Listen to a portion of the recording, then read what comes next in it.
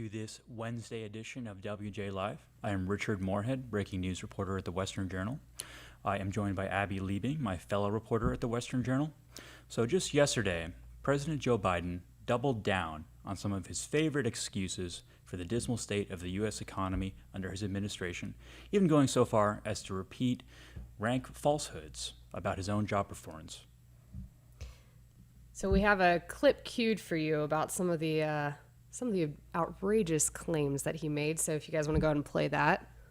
Under my plan for the economy, we made extraordinary progress. And we put America in a position to tackle a worldwide problem is worse everywhere but here, inflation. Funny enough, our economy is not doing that great, despite what Biden says about what his administration has done. It's not going great. Inflation is not being battled very well, as we have seen. Yes, and what he says about inflation being better here than in the rest of the world is completely incorrect. Actually, in the European Economic Area, their inflation percentage in their most recent report was 8.2%, whereas inflation in America was 8.6%. We are outpacing Western developed countries by inflation. In fact, America has the most severe inflation out of all Western economies. Yeah, we're, in case you didn't know, we have been hitting inflation records consistently throughout all of 2022. We are hitting 1981 levels. So for all you older generation, we haven't seen an economy this bad with inflation and prices this high since the Carter era, as I'm sure every American remembers that era fondly. Not. I'm sure President Joe Biden sees it flashing before his eyes as he speaks. He's reliving it. He is reliving it. But this AFL-CIO event that Biden was speaking at was very significant. It's a group it's the largest confederation of labor unions in the United States. And Biden repeated a number of falsehoods in this speech, including the inflation line. Really is almost the kind of statement that a establishment media fact checker could easily call him out on and simply just point out that the numbers indicate what he's saying is false. Don't expect that to happen, though. Biden actually continued on repeating some of his favorite lies and excuses in this speech. If you want to play our next clip for us.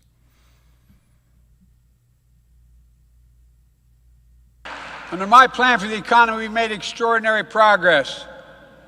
And we put America in a position to tackle a worldwide problem is worse everywhere but here, inflation. So Biden has continually spouted ideas that he's fixing the economy, but he's never very clear on what plan his administration is actually pursuing to fix the economy and fix inflation. And so in this speech in particular, he calls out reckless spending.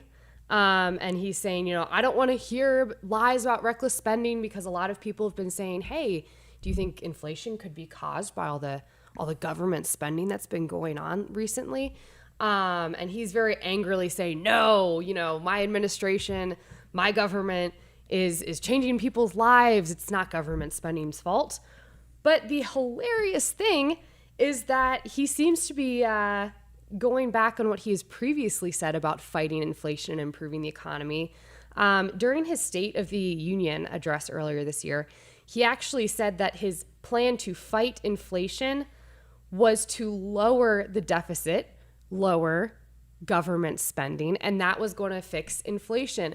But here he is saying, no, it's not government spending. It's not reckless spending that is causing the problem, and you all need to stop. We need to spend more so that the American people are helped.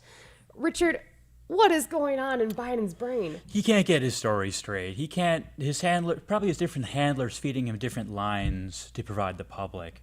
But, really, it's almost kind of fitting that Biden doesn't present policy solutions when he's so prone to blaming everyone else for the problems, blaming Putin, the Ukraine war, for increasing the cost of gas and food.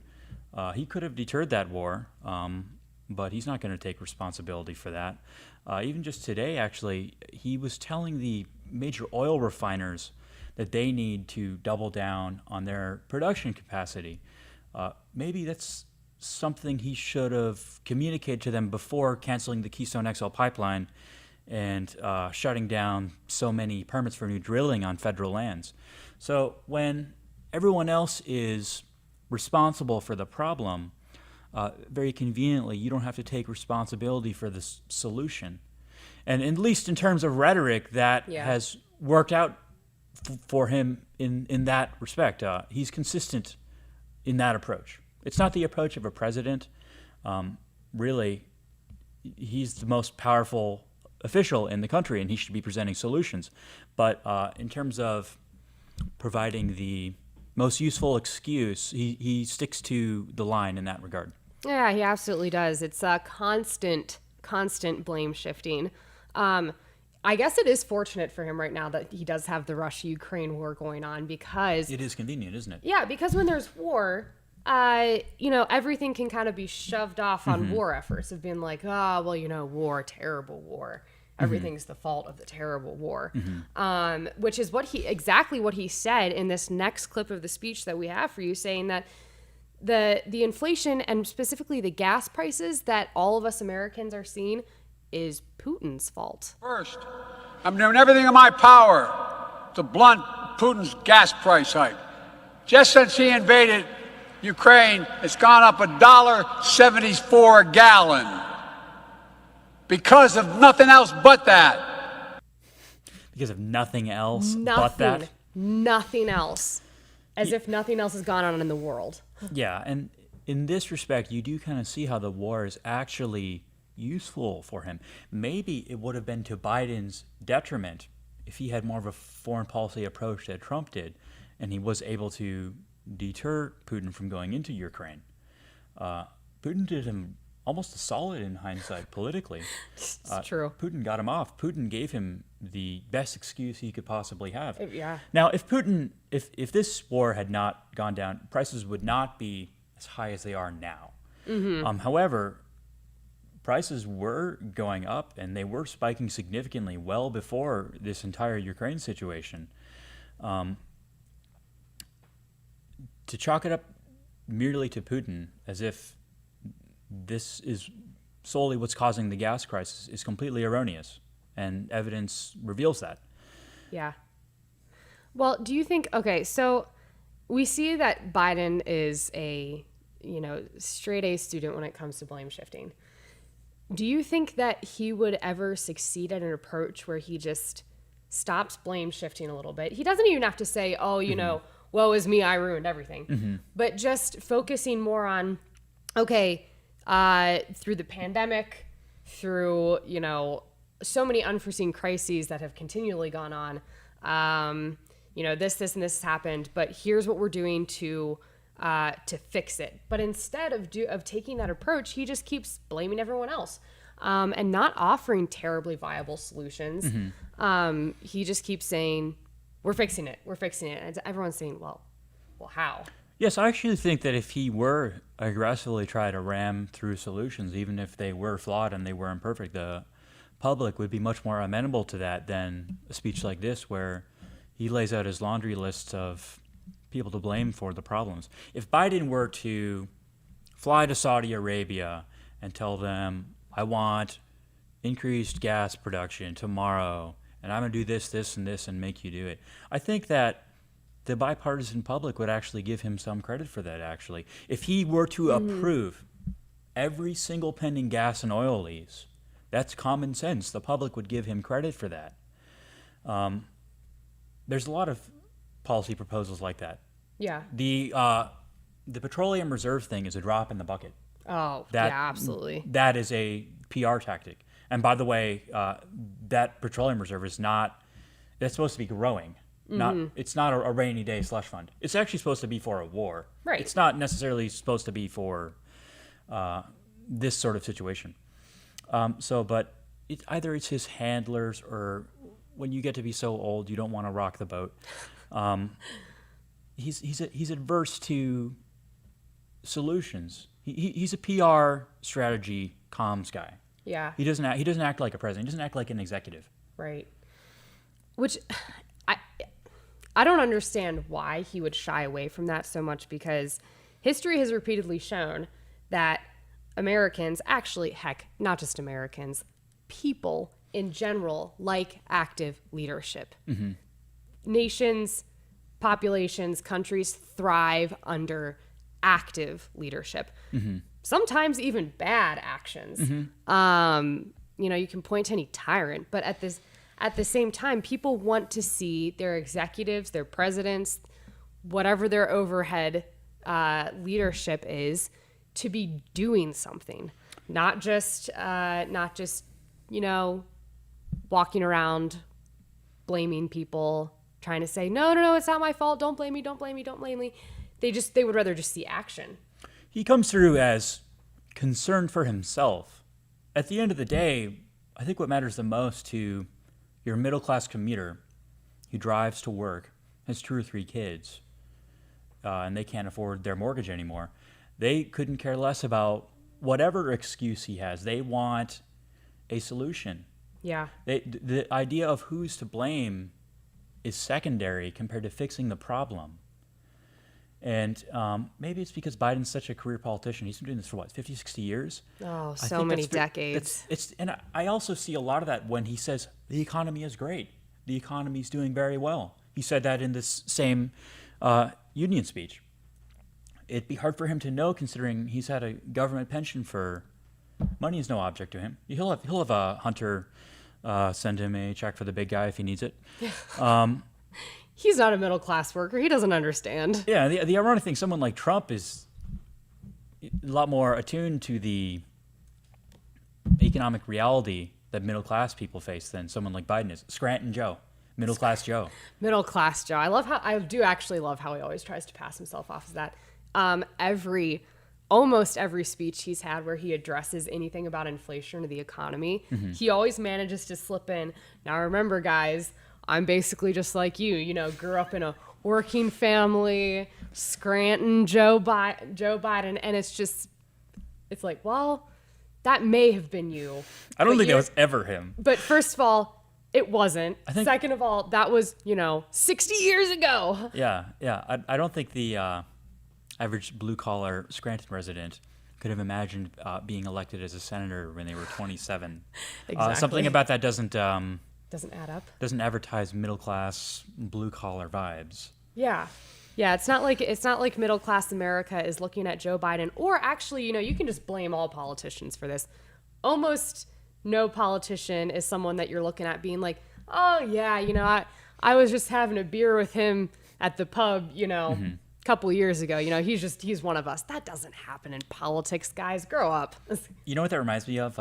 John Fetterman, the Democrat candidate for Senate in Pennsylvania. He always wears like an industrial button-down. And trying to blend in. Yes, I think that really most blue-collar people, most construction workers, people who drive trucks, they would see that as trying too hard. Yeah. It's just trying too hard. And Biden, he kind of tends to come across in the same vein as that. Let's see what else he had to say in this union speech. Families are carrying less debt nationwide. They have more savings nationwide. Hey, something else that's completely false. Americans are not in less debt, and they do not have more savings. You can check the numbers on this. You can also just watch the economy recently and see that Americans clearly do not have more money that they're just, waiting to spend, because we have seen, just all the inflation prices just burning holes in everyone's pockets. You can watch the housing market. People aren't able to afford housing, as, the entire market is becoming very unstable. Joe Biden is in some fantasy world here, saying that, Americans are doing great. Right. Try telling that to any American who has a 401k, that they have more savings. Here's a reason why that's so impossible. The most recent stock market crash, before the one that's going to come tomorrow, wiped out all of the stock market gains that the economy has incurred since the beginning of Joe Biden's presidency. Right. So to say that Americans have more savings than they did. I mean, if they're just, accumulating money, if they have a government pension like Biden does, maybe. But Americans who are planning on increasing their savings, their net worth through the stock market, that is simply not the case by any stretch of the imagination. Maybe if they have their wealth in housing, maybe if they're a real estate investor. Maybe. Nah, that's no guarantee anymore, though. Yeah. It's a rough time out there, guys. And Joe Biden is not offering solutions. He's not even being realistic about the problems that the U.S. is facing. Sadly, who we're stuck with for solving our problems is the Federal Reserve. Yeah, unfortunately.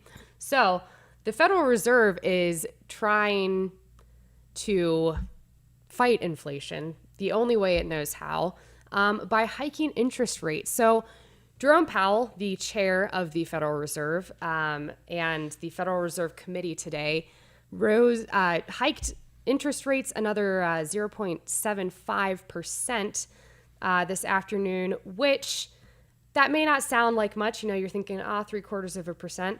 But when you're talking about interest rates and the Federal Reserve doing that, that's actually gigantic. This is the biggest hike since 1994, which should be signaling to all Americans that we are in danger.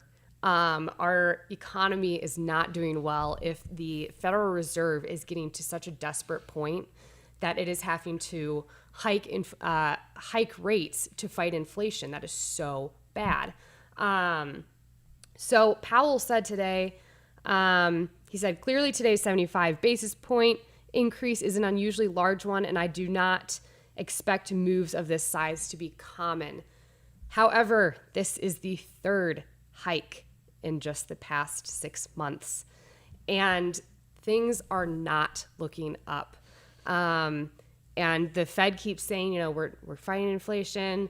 We're waiting for things to drop down. We got an 8.6% inflation rate right now when we should be around 2% inflation. That's not promising. That's really not promising. And it's going to be affecting not just the stock market. The stock market can feel kind of far off for a lot of, your average Americans. Mm-hmm. But this affects everything. This affects your credit cards, your debt, your car payments. This is a trickle-down effect that's going to be hurting you pretty directly. Yet, in a terrible way, it does sort of have to be done. So if you do have wealth tied down in any form in the stock market, whether a 401k, exchange-traded funds, you can expect another economic punch to the face tomorrow.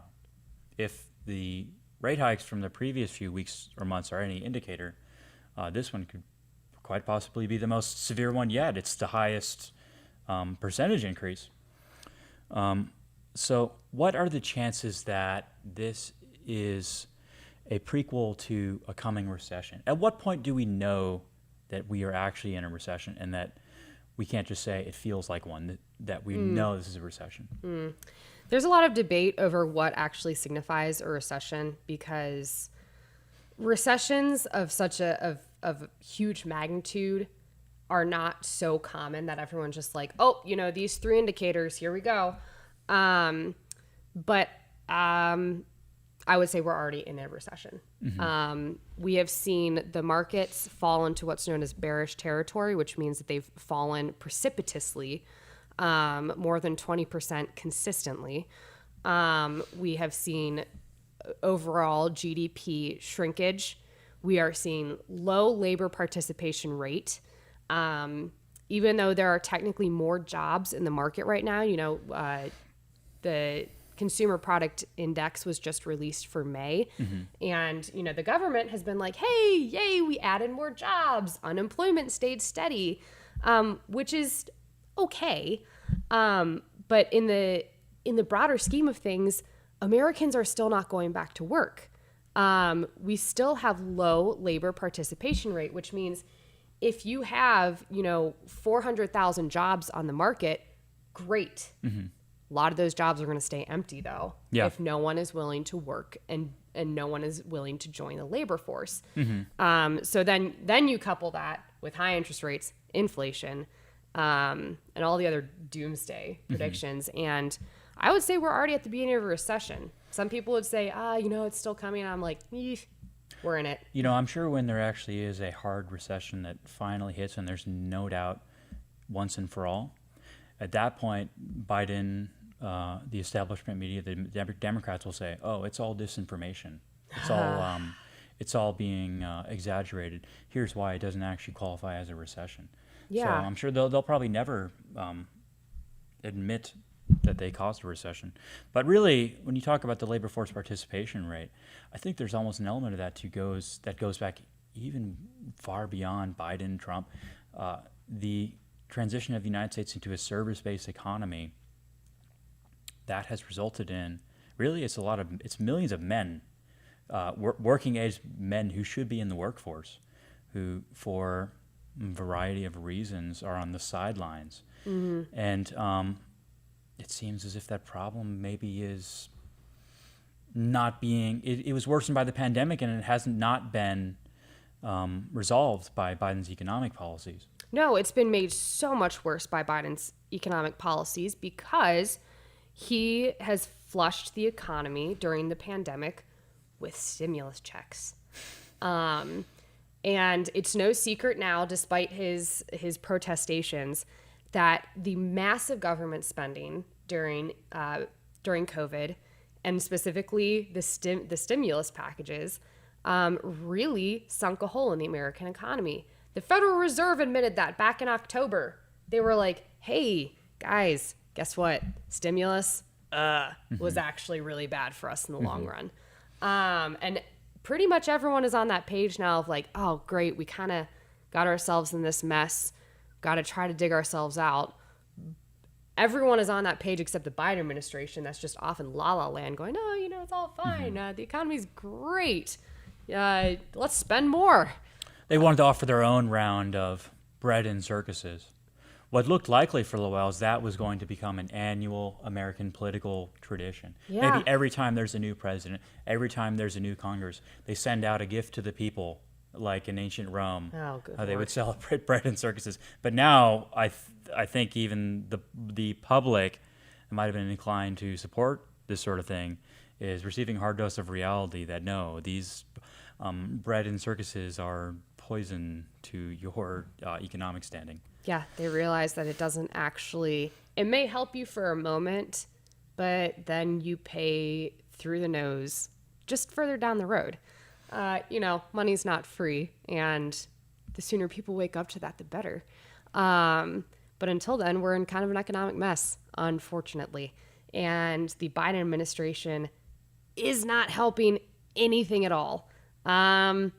So I suppose we're just going to have to wait and see how the economy is going to develop. I don't want to be too grim. I think we're past repair at this point. I do like the point that you made before about media ignoring the recession. I do think that people need to be aware of that there will be denial of a recession for a long time. It's Trump's fault. Yeah. Trump crashed the economy through January 6th. Focus on that. Listen to the new January 6th hearing. Yeah. That it's not Biden's fault, that there will be just denial of it. Which we actually have seen before. If anyone followed the media coverage of the 2008 recession, it was eerily similar in that no one paid attention to it, no one covered it, kind of covered up, kind of denied, until it was so awful that it was kind of like, oh no, I guess we are in a recession. This is so bad that the media can't even cover it up anymore. And that seems to be the point that we're getting to right now. As the media covers the current financial crisis, everything is very focused on, well, things are bad, but, Biden's doing this and the Federal Reserve's doing this, and there's still hope out there. And chalking it all up to Ukraine, I've noticed, is a common establishment media tactic. Somehow pulling in Ukraine to it is always a good tactic for the media. Acting as if there's nothing that Biden can do. Yeah, and unfortunately. even saying that, people in Europe have paid $7 a gas for 20 years. It's normal in America. This is all an energy transition. Just get in your electric car. The energy transition idea. That's the killer. Oh, I don't even want to get into that because that's just a whole different mess. Whole different mess. Hate to be doom and gloom. Do you think there's any hope?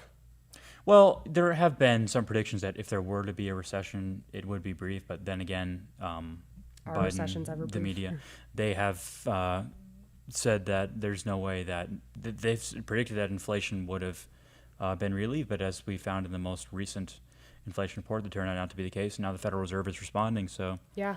there's not really that much good news to chalk on the situation. Unfortunately. On that dark note, we're going to leave you. Thank you so much for joining us for this episode of WJ Live, even though it's a bit grim. Hope that you enjoyed our economic news and that you are thinking wisely about your own finances as things start to go downhill. And if you enjoyed listening to this episode, make sure to subscribe on our YouTube channel and click that little bell icon so that you never miss us when we go live, so you can always hear the hot takes and the doom and gloom predictions that we have. You know, who wants to miss that? And also, if you have enjoyed what Richard and I have said today, also take a gander over at westernjournal.com. We are powered by the Western Journal, and we are not big media. We're a small family-owned company, and we are working hard over here to try to bring you the truth, to combat the lies of big media. And we need your help in that. So make sure to visit us at www.westernjournal.com/join and feel free to support our work so that we can keep this thing going. Until Friday, that's the next time that we will see you guys again with our next WJ Live episode. So we hope you have a great Thursday. We'll be back here on Friday at 2 p.m. Pacific time? Yeah, and 5 p.m. Eastern time. I'm always getting my time zones mixed up, but we hope to see you then. Until next time. Thanks. Until next time.